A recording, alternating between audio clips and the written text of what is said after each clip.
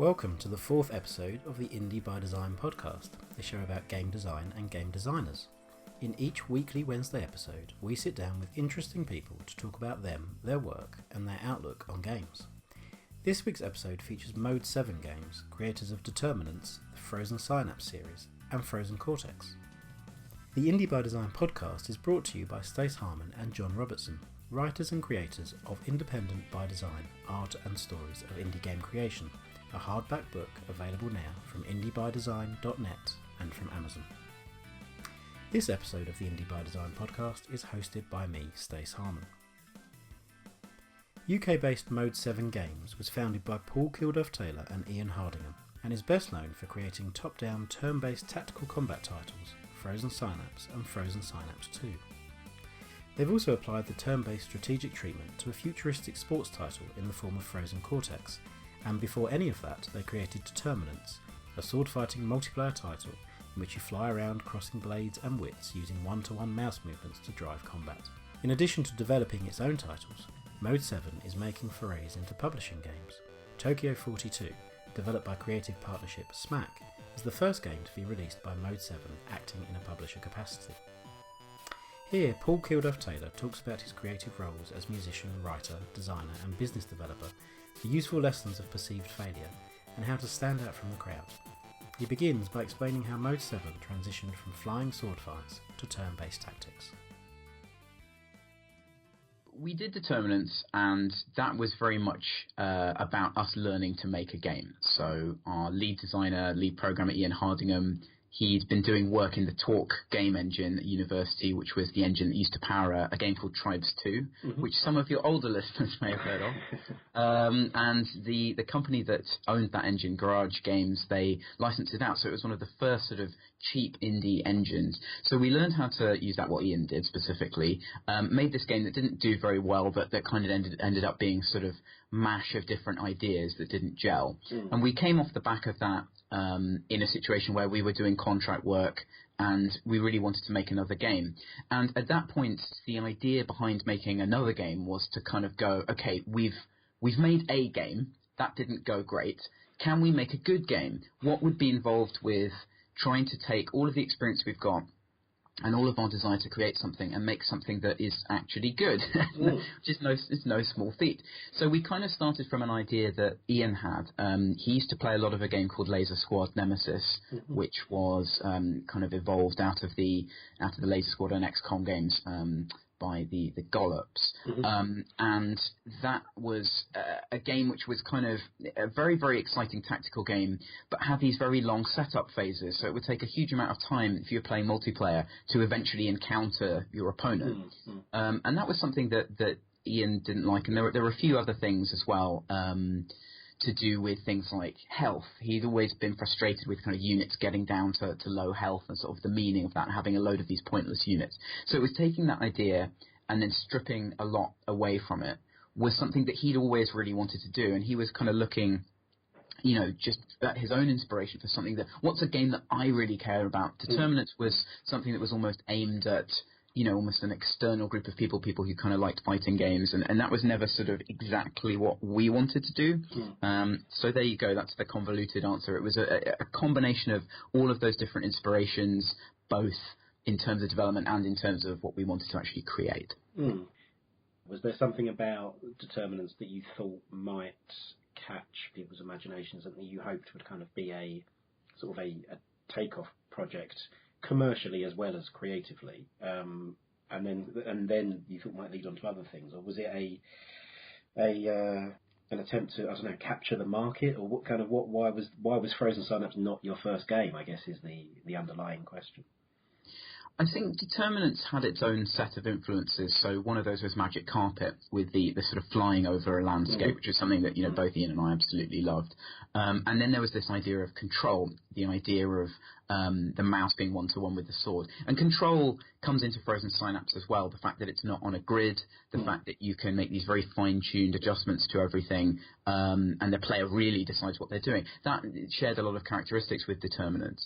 So Determinance was more, I think it was a sort of abstract expression of a lot of these design ideas rather than going, hey, we're going to make a fighting game. It's almost that thing where, and I've seen this with a lot of people in different creative fields, when you start, you don't really think about genre particularly, you kind of just do a set of things that you like, and then it ends up being in a genre.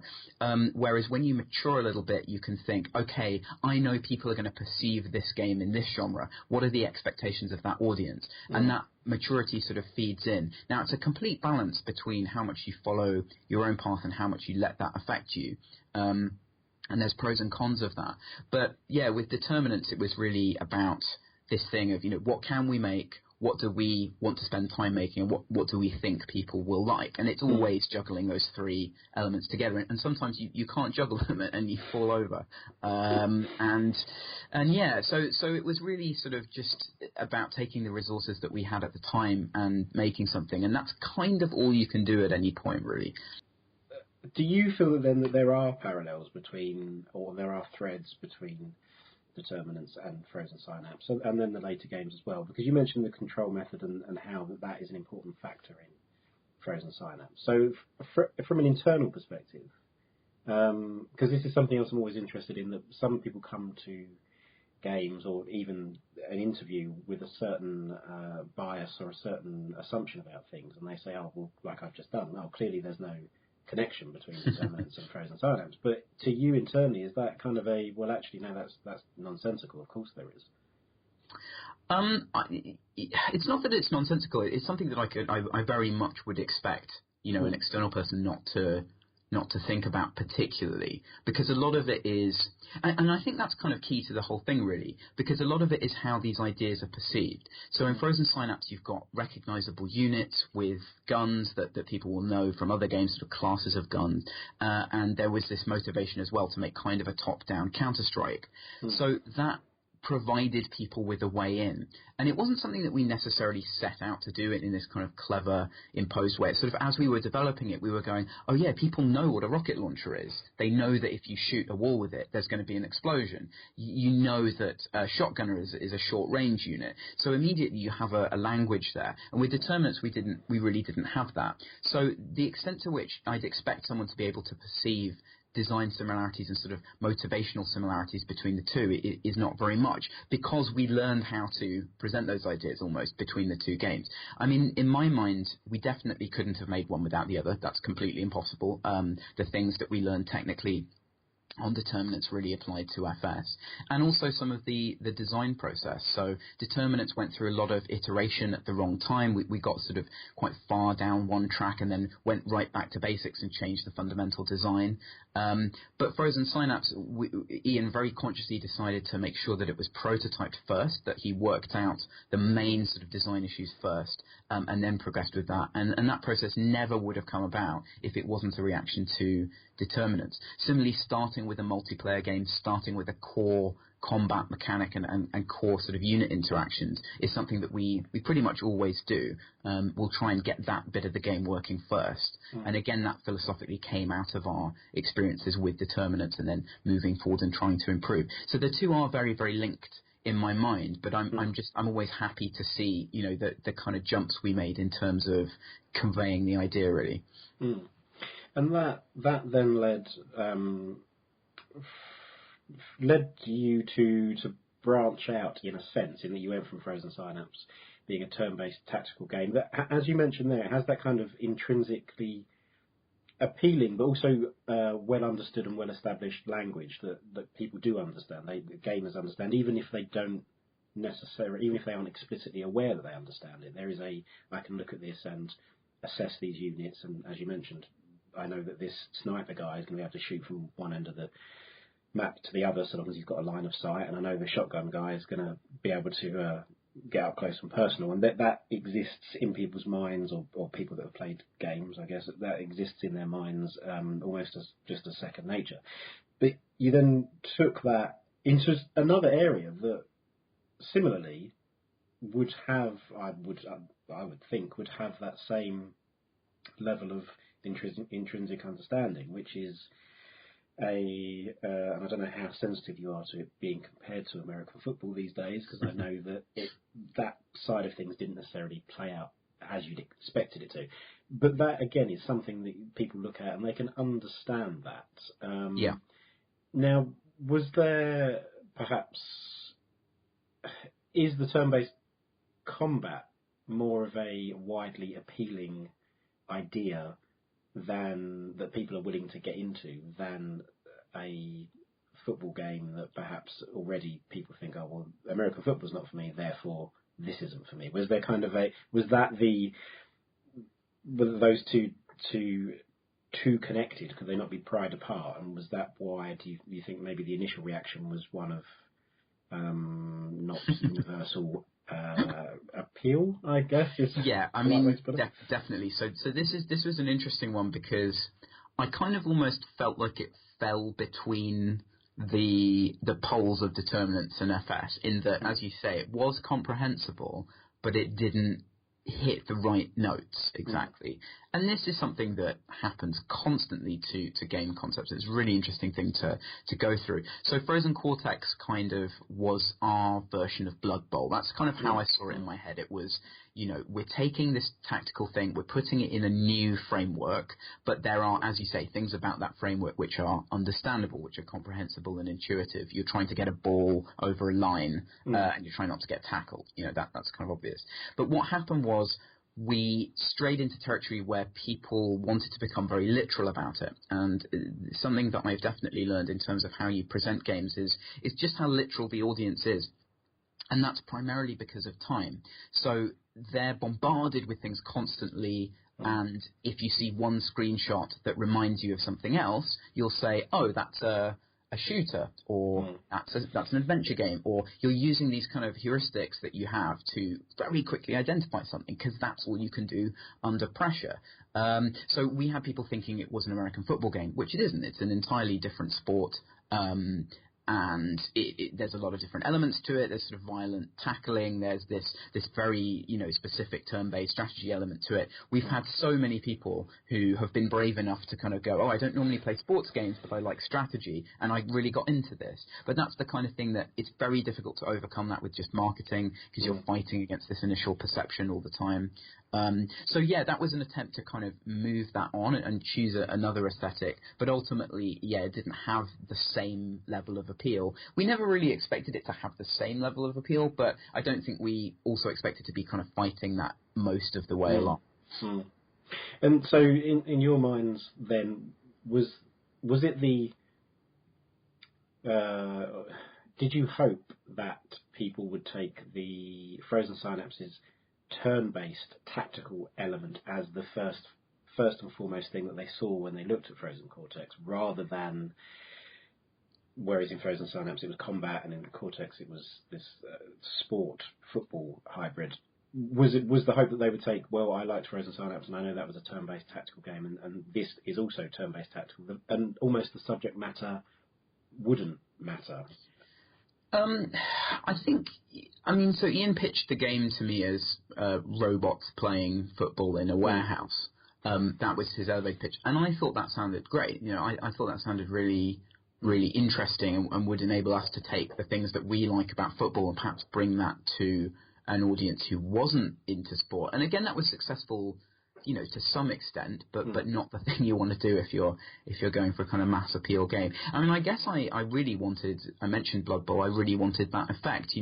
I like this kind of gameplay, and oh, what's this? Here's a sort of intriguing new way of doing it, rather than kind of, massively selling someone on the idea straight away. I don't think you can really do that, and you definitely can't put people in a position where they see the gameplay first, because it's impossible to convey gameplay with a screenshot, really. I think the closer you can get to doing that, then the more successful you're going to be in some ways. But it was trying to get that reaction of like, oh, I'm intrigued by this, rather than, oh, I know what this is and I already hate it, so I'm not going to even slightly look.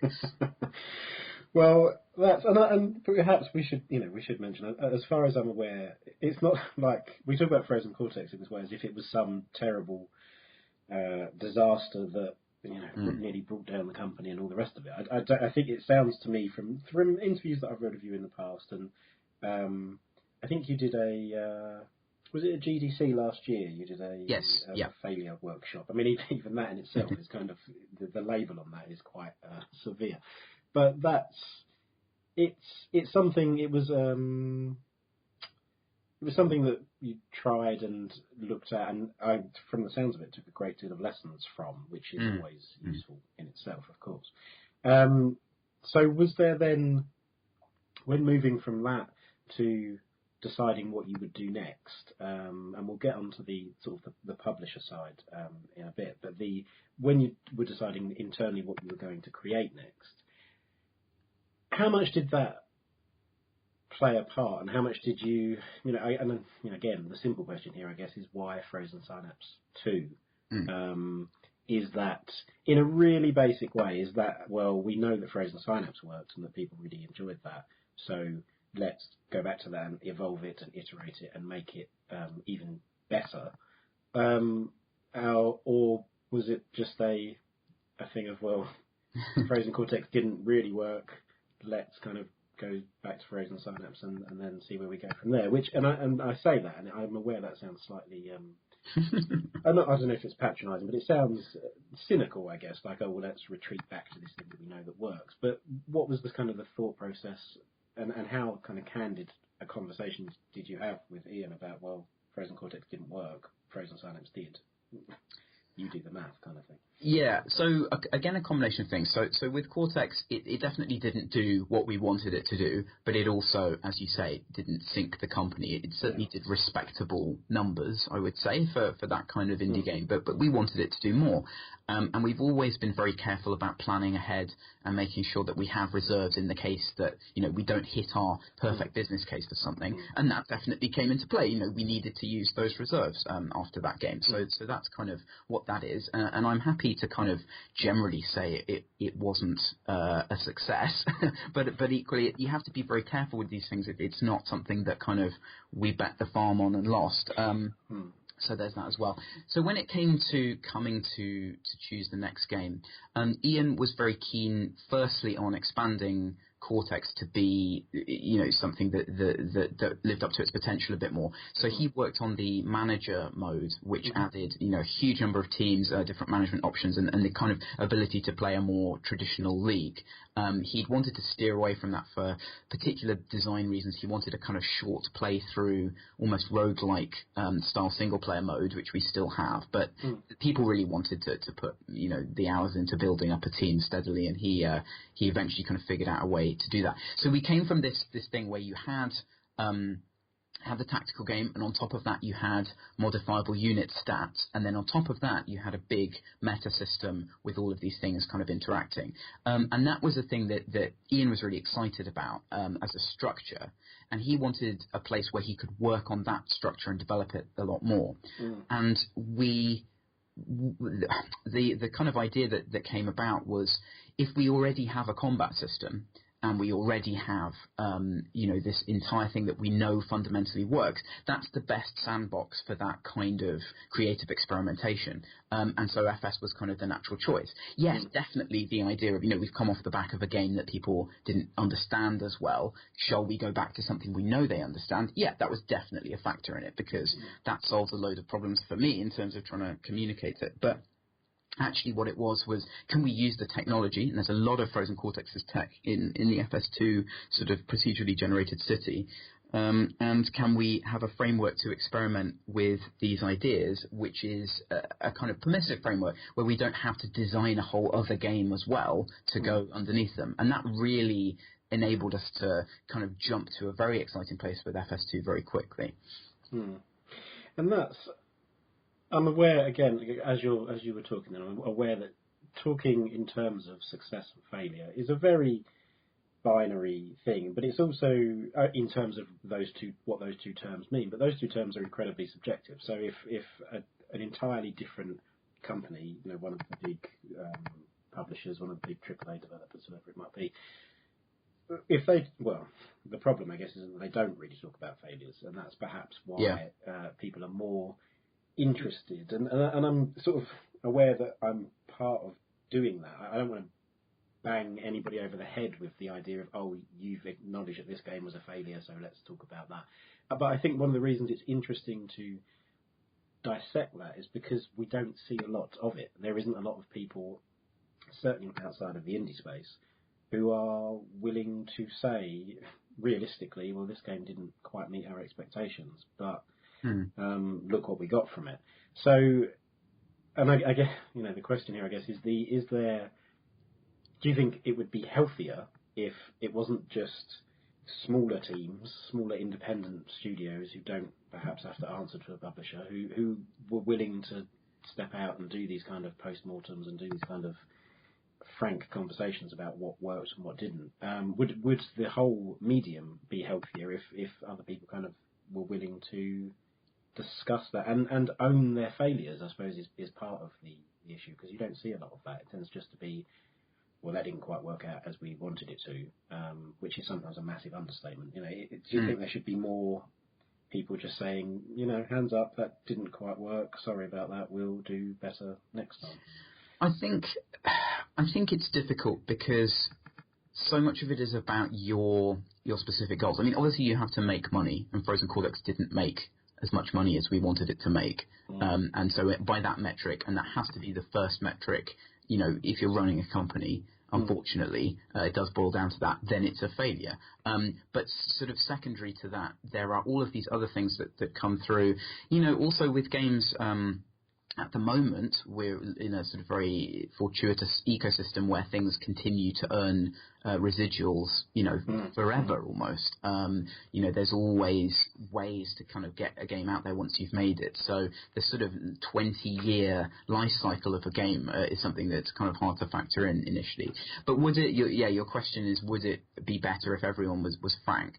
I mean, to some extent, yes. You do learn a lot from people talking about things that didn't work, and luckily there is a kind of culture, around the sort of Gama Sutra postmortem, things like the Failure Workshop, where you get some of that. Bigger companies doing it, I mean, especially if you're a public company, talking about failure is almost impossible. You have so many secondary considerations. If you say the wrong thing, then you affect value for a huge number of people. It's not really something I could ever imagine being viable. Also, with all of this stuff, there are two problems. There's the anecdotal problem. So if someone who's had one experience, that might not be generalizable. And also there's the self-analysis problem. People are generally quite bad at analyzing why things didn't work. I mean, I talked about why I think Cortex didn't work. That could all be rubbish, and it could be something, Ian would point to some aspects of the design that he thinks were more significant than the concept, and I might disagree with that. And that just shows you like the lens that we approach these things through is different. So it's hard to learn because you're not always getting the right information, you're not always getting the right quality of information. But equally, just culturally, saying that, coming out and saying that certain things didn't work as well, and finding the right way of talking about them. That's what I've tried to do with Cortex, and Failure Workshop was part of that. I did think about that for a long time. As you say, putting that label on it is tough, personally tough thing to do, as well as, difficult generally. But it's a complicated one. It's not something that I'd ever expect, everyone to be walking around going, hey, I did this terrible thing for 2 years. That's not going to happen. But equally, there's a lot of benefit for people who can find the right way of discussing it, I guess. Well, on the other side of that, Frozen Synapse was a fantastic success, and was in all ways, shapes, and forms, and was something that I think was a surprise hit for a lot of gamers, for a lot of people that came to it thinking, well, that looks intriguing. And I think, like you mentioned earlier, it was this idea of you hooked people because it looked intriguing, and perhaps people did understand a bit more about what it might be than they did with Cortex, but they were interested enough to give it a try, and that then took off. Again, from an outside perspective, that's how it appears. It took off, and it did very well, and then it got ported, I know, to Vita as well, and there was a lot more, I guess, a lot more buzz around Synapse, and I wonder if there was any if there was any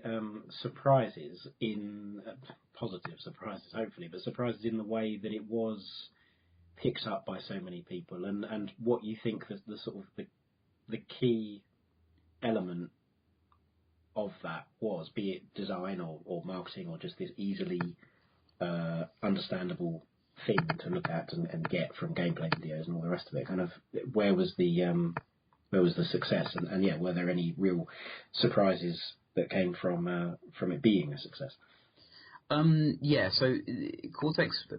Synapse was originally designed to sustain a very small multiplayer community. So the simultaneous turn-based idea, the fact that you don't have time limits on matches by default, that was all there to address this problem that a lot of indie multiplayer games have of community. You wanted something where if you had two friends that played the game, no matter what time zones they were in, you could always get a game against them sort of over the course of a week. And my sort of absolute total fantasy level of sales was 100,000 units. And I think we did that within about sort of 3 or 4 months.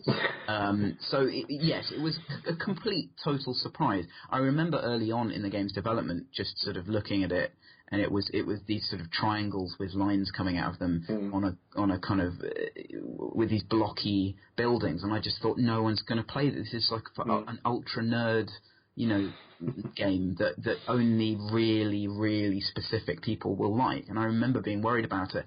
I remember going to work and just being in my car and thinking, I really hope that we can get something else going, because I don't want to just rely on this game to keep the company going. So that was my feeling on it initially, and that really changed. There were three things that really changed that. One was we had a couple of people working with us in the office, and we played a game of FS at the end of the day, and everyone was kind of reacting a lot to kills. So someone kind of came round a corner and shot someone with a shotgun, and people would be, making the kind of sounds they make when they play Counter-Strike. And that had never happened to us before, really. And I thought, okay, interesting.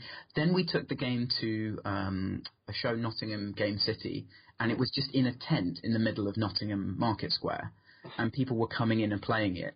And we had people sit there for hours, literally hours, and we had to throw them off the machines eventually to let other people have a go. And this was something where there was no marketing. It was just a PC in the middle of a tent.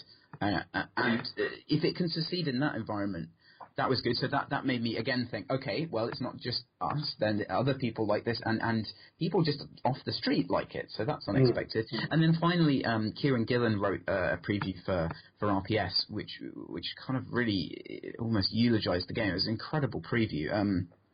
And so that was huge for us. We'd grown up reading his writing. He was sort of a real games journalist, technically. I'm sure he would dispute that.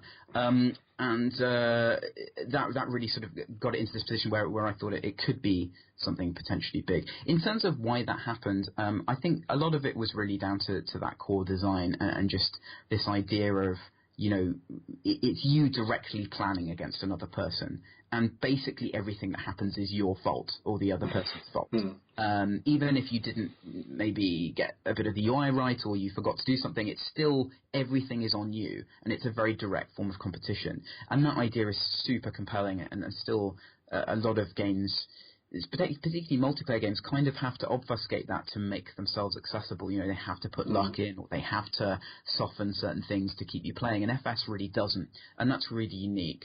So it had something that really, really hooked people, that played into this deep kind of competitive desire that they have. And finally, in amongst all of that stuff, the reaction, the coverage, and the design, you can't discount Steam. The way Steam was in 2011, you got on the front page, every person who has Steam sees your game. So if you have something appealing, that's an enormous thing. I mean, just unmatched now in terms of placement opportunities. So that was definitely a major factor, and I'm happy to say that. Anyone who had a game in that era experienced that, and it's now gone. We have to work in a different climate of distribution and marketing. So all of those things coming together at that time was why it worked, and that's always the case. There's always a timing element involved with games that kind of unexpectedly take off.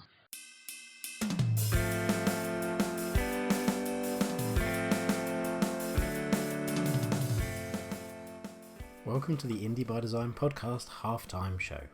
If you're interested in gaining more insight into game design and game designers, be sure to check out Independent by Design, Art and Stories of Indie Game Creation.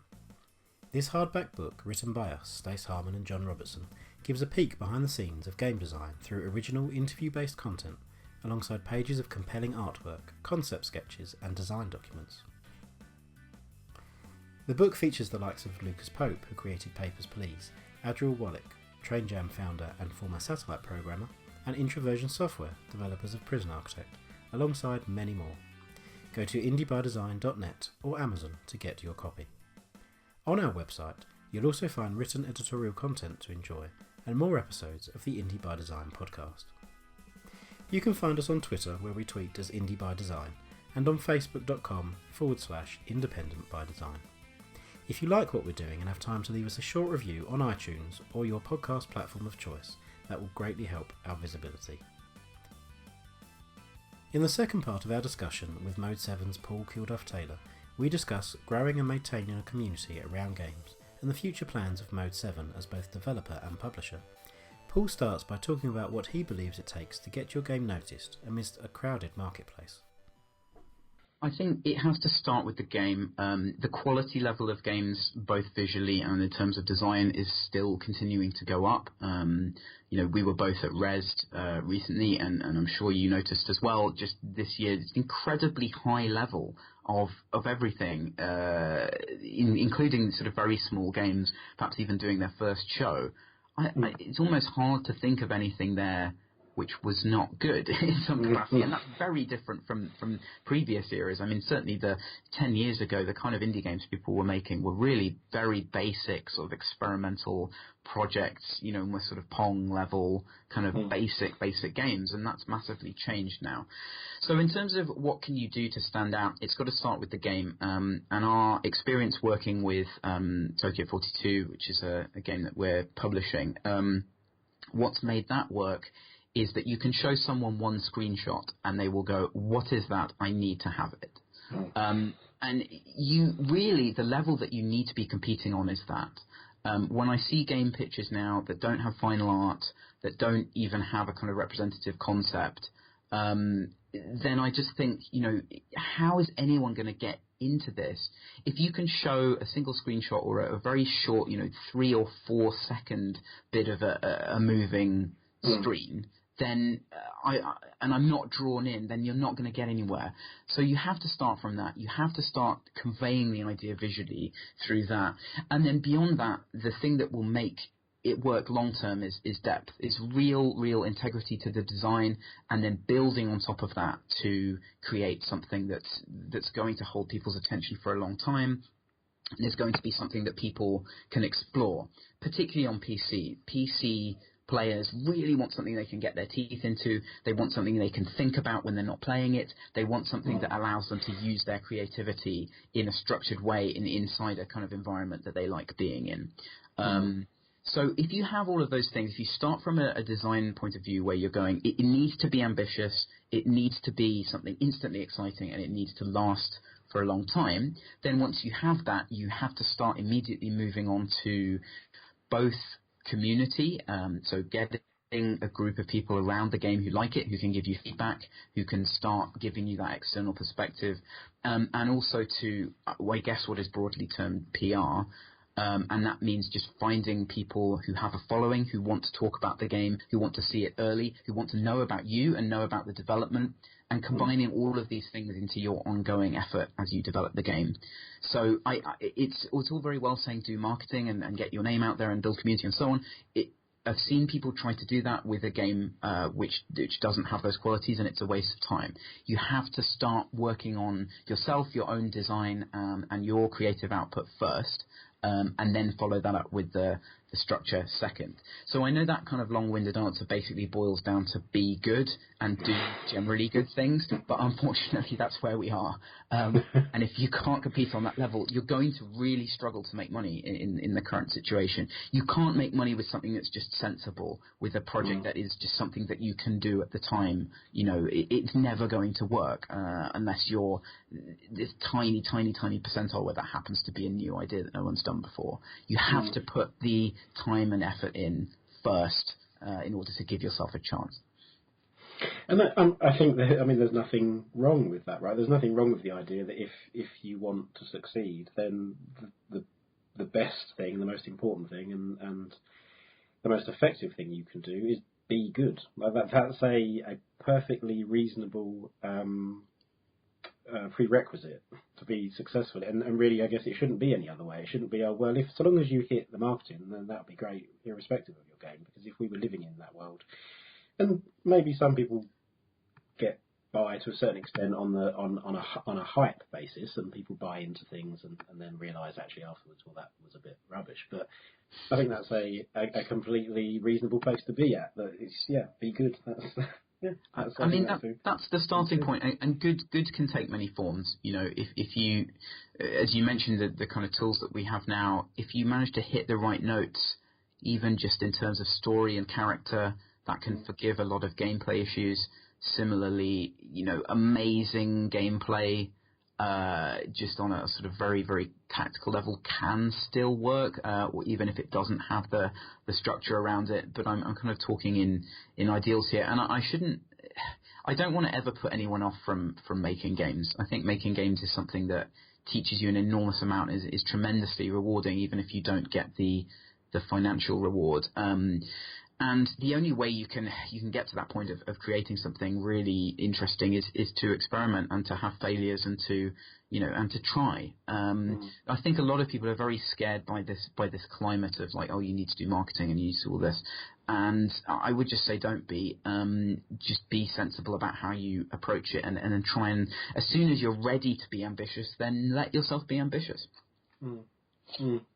So, and that touches on something there that I know that you personally are a creative person. You know, you part own or co-own rather a video game making company, and a video game publishing, soon to be video game publishing company as well when Tokyo 42 comes out.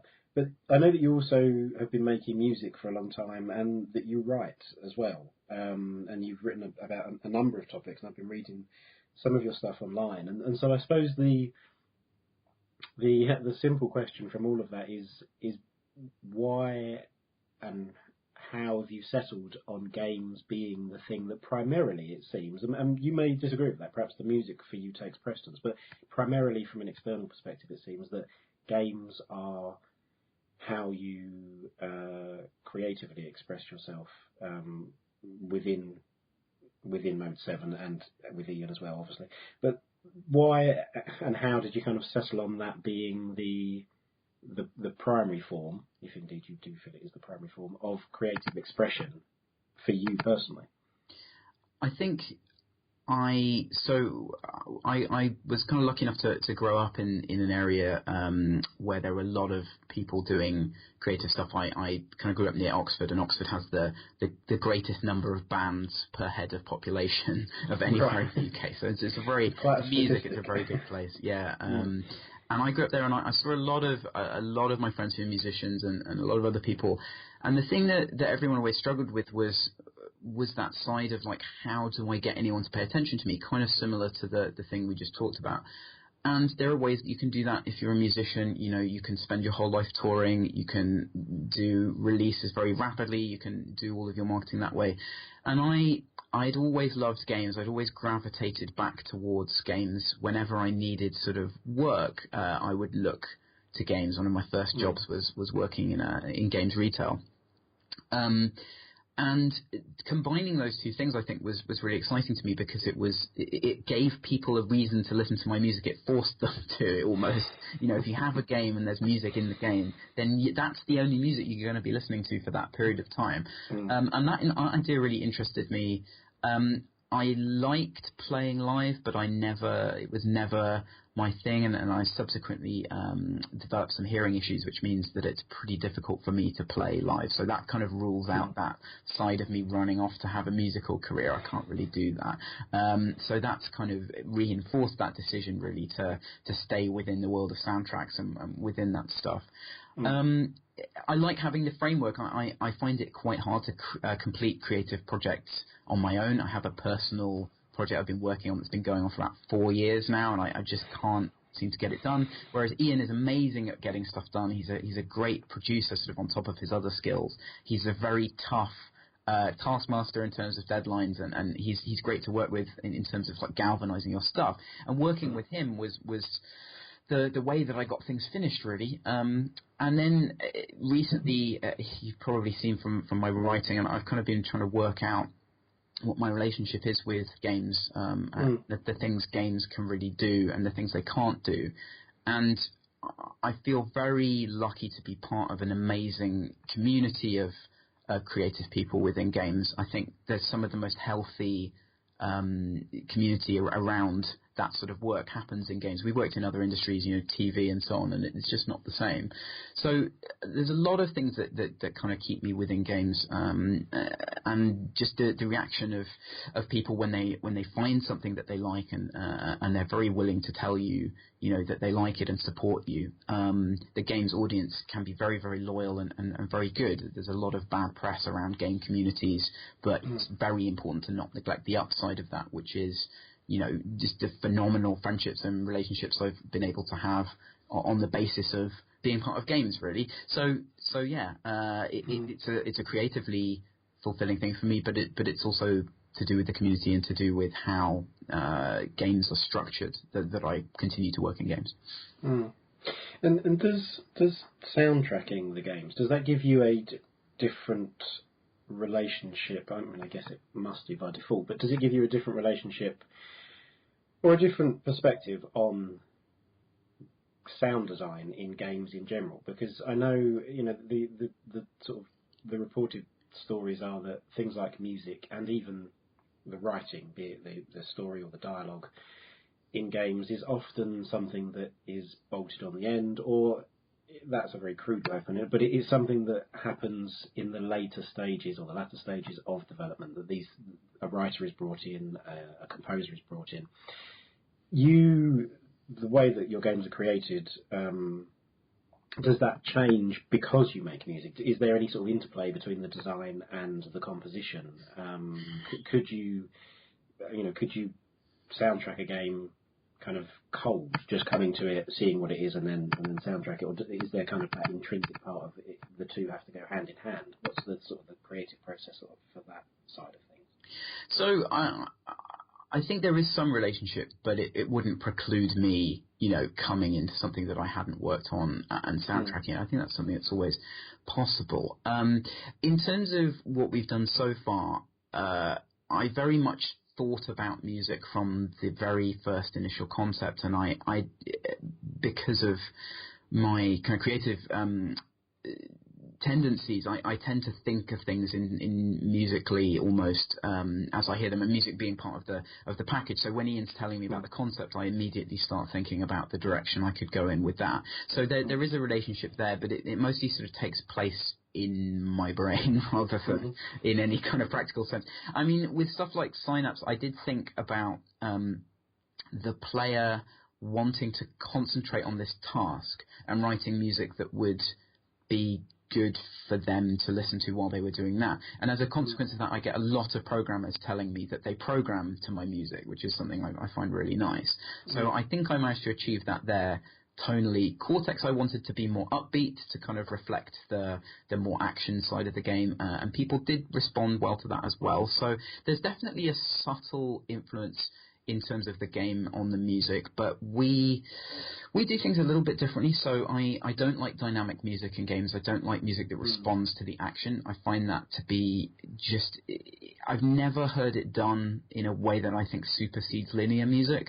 I think it always necessarily kind of impoverishes that. I mean, there's a few examples, things like Dead Space, which is a very functional form of dynamic music, and Jason Graves, the composer, is just amazing at that kind of horror. It's like textural horror composition, so I think it can really work there. But ultimately, I want to listen to a piece of music. I want it to have a start, middle, and end, and I don't want it to start fading, stems in and out. I want to listen to it.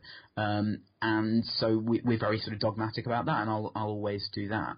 So I guess we give the music a bit more space, a bit more prominence that way. But if it was something that players didn't like, it didn't work with the game, then I wouldn't do it. But so far it seems to it seems to work. And atmosphere, I definitely take cues from the game's atmosphere. Frozen Synapse 1 was a bit darker. Frozen Synapse 2, I wanted to go for something that sounded almost like elements of 90s game soundtracks, so kind of Unreal and Deus Ex and things like that, but on top of the existing stuff. We definitely have this very profound kind of nostalgia for 90s gaming, and some of the sounds of that I wanted to kind of bleed through into the soundtrack almost as a subliminal kind of cue to be like, this is like one of those games. Yeah, so there's a relationship on sort of several levels between those two things. Another is that because I have a big creative development role, you know, I'm there in the music and sound and text.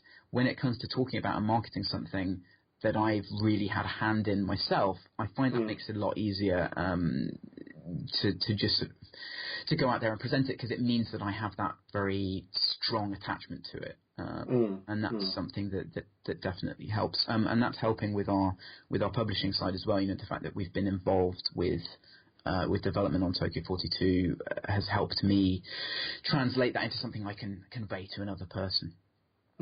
Well, that is exactly where I was going next with that.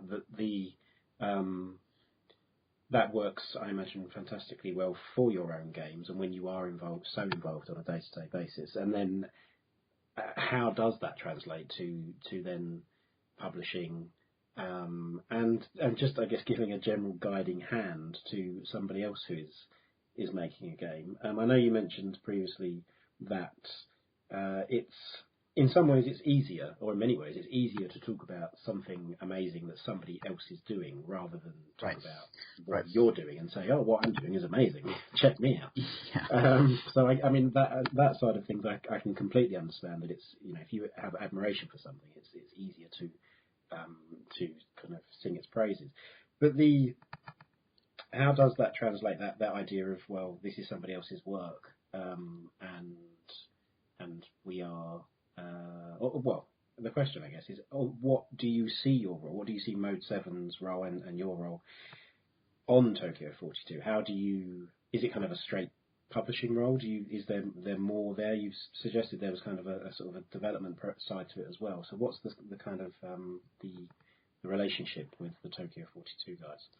What we wanted to do was this thing that a lot of publishers have talked about before, but I don't think they've ever realised, which is that we treat a game that we're publishing as one of our own. So we just give it all of the effort we would give to one of our own resources. And that means that wherever there's a gap or an issue or a problem, we find a way of solving it, be it with our own team or by bringing people in and so on. So with Tokyo 42, what ended up happening was that Smac, the team who made it, they wanted our design input. They were big fans of our games, and they wanted that design perspective as well as all of the other things we could do, the marketing side, the PR side that I've always done as well. So and funding, we fully funded Tokyo 42.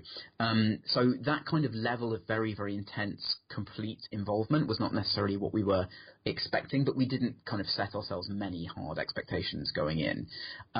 We really want to adapt to what the dev wants. So we're working with another developer right now, and he is very specific and sort of set on his design, and we're kind of adding little ideas and hints here and there, but he's very much got his own direction, and we're completely happy with that because he's great.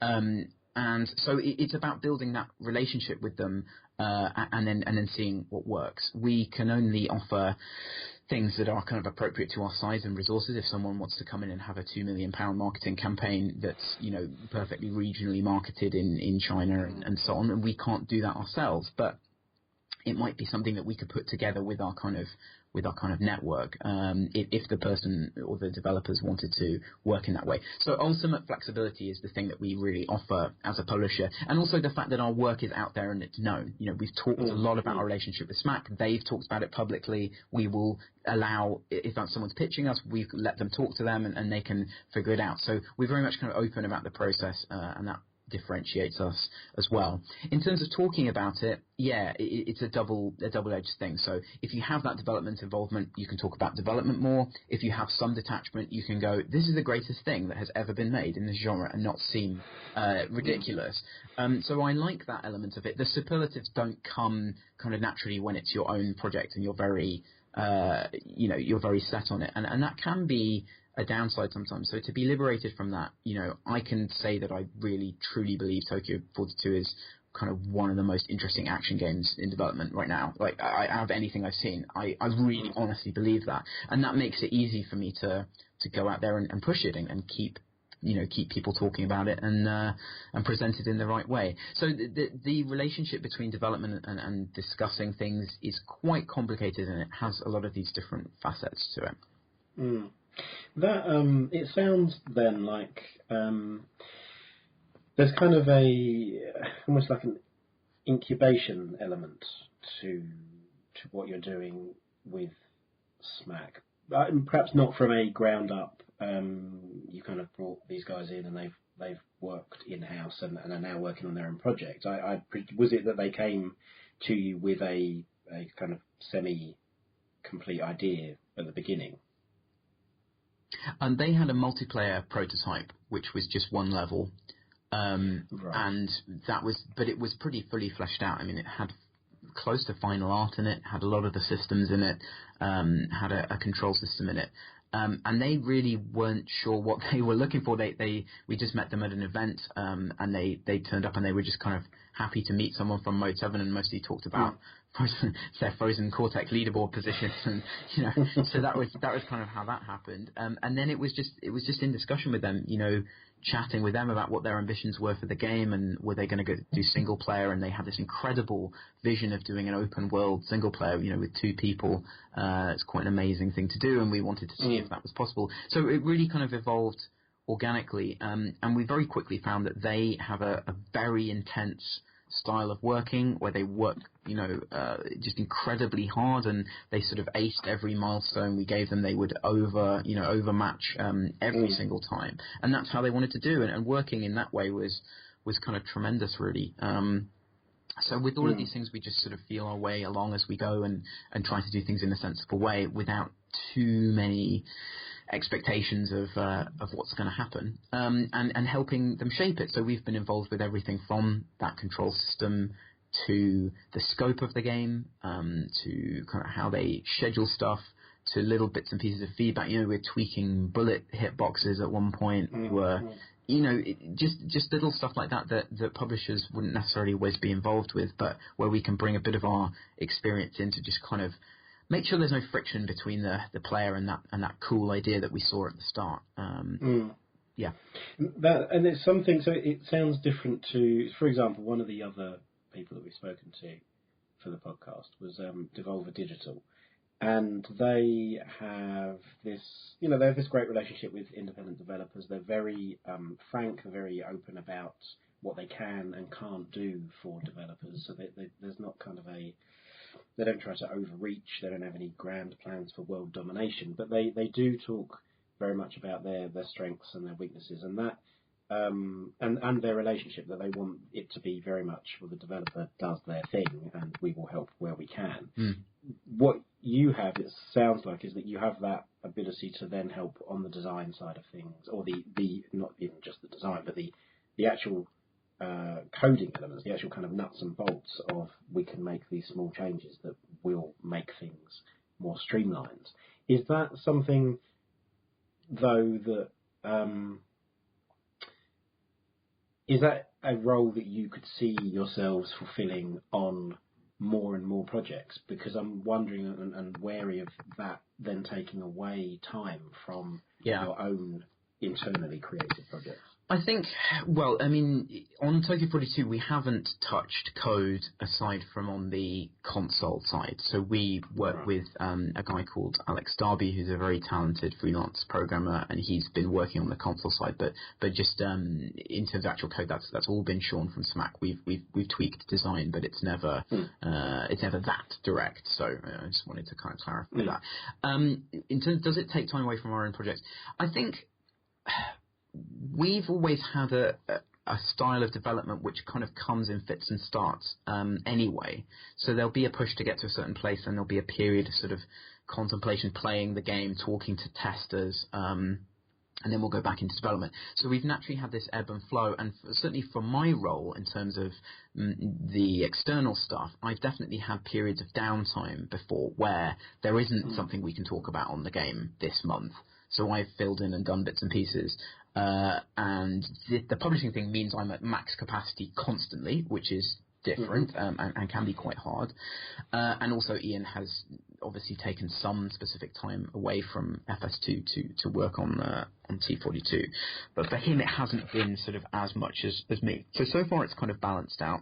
But ultimately what we see, this is our first experimental foray into something, and we always want to do that in a quite conservative way. You know, we're not a company who will go, right, we're going to do a new thing, we're going to hire 5 people and we're going to set up a new division and we're going to give them 300 grand and off they go. We're never going to do that. That's not our style. We want to feel something out ourselves first. We want to get the processes in first, and then we want to hire people who can support those things from the perspective of we know how to do it ourselves. I don't generally, unless it's something extremely technical, getting someone to do something that I don't understand is not a management thing that I'm completely happy with generally. So that's kind of the way we do things. At the moment, yeah, there's a lot of demands on our time, but we're really trying to make time for everything. You know, Tokyo will come out fairly soon. Then we've got a new publishing title to work on that's earlier in development as well as FS2, and that's a manageable load, but kind of much more than that during that time would be hard. Yeah, so structurally it's something that we battle with, but I think we'd always rather push our existing resources as far as we can first than take a big long-term risk in terms of bringing other people on. That's how we tend to do things.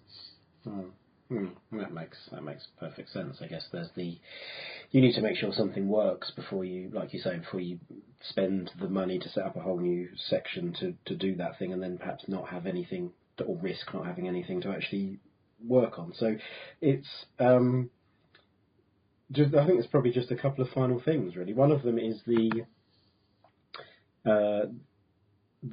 community side of things, which you've touched upon already. Is that something that you see? Is that community quite fluid from one title to the next? So is there kind of a Mode 7 community, or do you see the community being more on an actual individual title basis? I guess there will inevitably be some crossover between titles, but is it a big swing one way or the other for you guys? I'd say it's kind of tiered in some ways. So there's a small group of our community, maybe sort of 15, 20 people who we know, who will kind of chat to us on a regular basis, who'll play very early versions of things, who will talk to Ian about design directly, who kind of have that open line to us. Then you have a group of people who are very committed fans of the game, but will kind of wait for news updates, might comment on things regularly, and sort of be on Steam communities and stuff, who kind of drop in and out. And then after that, it's very game specific, we've found. So there are a lot of people who played and enjoyed Frozen Synapse but didn't play it for that long, so they're not kind of part of the active community, and they will pop up, from time to time if we manage to get news to reach out to them. We have quite a large mailing list, and I would say most of the people in that category learn about what we're doing from the mailing list. So because we don't have games that kind of have this massive retained user base that are there all the time, I wouldn't say that we have a particularly active kind of persistent community who all talk to each other. One of the things we've been trying to do is improve that. We've been running tournaments recently in FS1 to try and just galvanise a little bit of that a bit more. But our dream really is to have a game that is more of an ongoing thing, and we're kind of hoping that for FS2. There's a lot of expansion in terms of the multiplayer.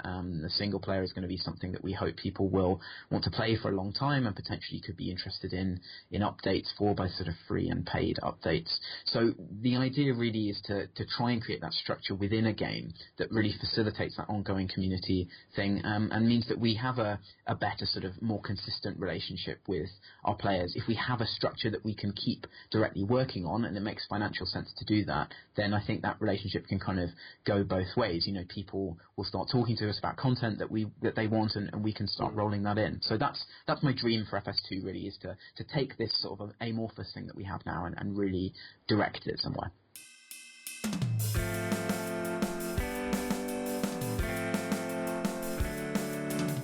For more on games and game creators, visit indiebydesign.net, follow Indie by Design on Twitter, or drop by facebook.com/independentbydesign. Indie by Design podcast episodes are released on Wednesdays. Our next episode features Free Jam Games, creators of multiplayer robot battler Robocraft. The music in this episode is owned and kindly provided by Ben Prunty.